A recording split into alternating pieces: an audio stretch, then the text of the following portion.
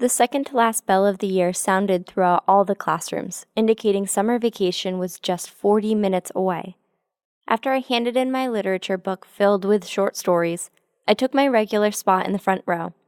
I had nothing else to do except wait for a summer I so desperately wanted to start.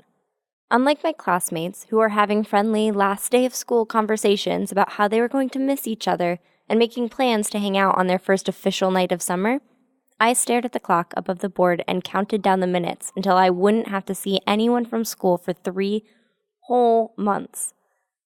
39. "I bet you can't wait to go to camp this summer," Mrs. B said, turning from her usual seat at my side. I absent-mindedly nodded my response. Mrs. B was in her late 40s and was a typical, and literal, soccer mom with 3 kids. I always liked Mrs. B. She was the best aide I had had so far. She let me ramble about what was going on in my life without judging me as a ridiculous, obsessive teenage girl like some of my other aides had.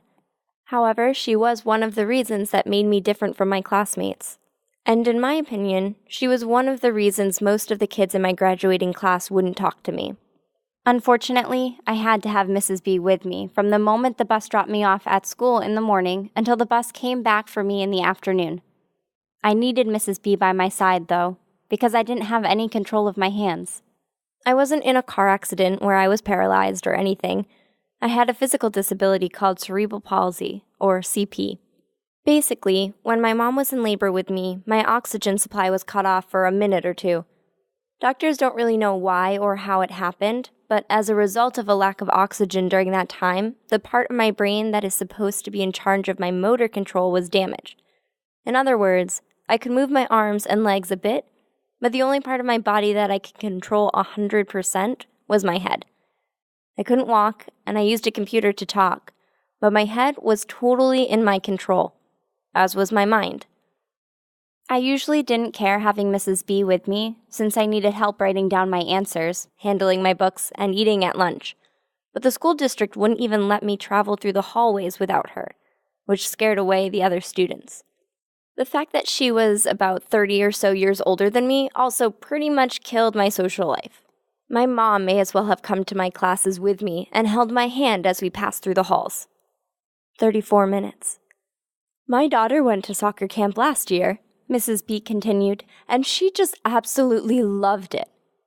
I faced Mrs. B and tried to look as interested as I could.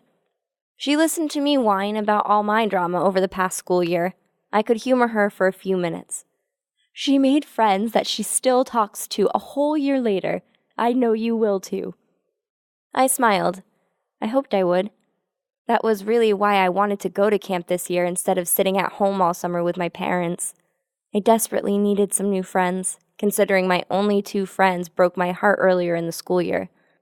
These days, the only people I was having conversations with were all over the age of 40. I figured camp would be a better place to make friends my age, especially since the counselor who would act as my aide was only a couple years older than me. 31 minutes.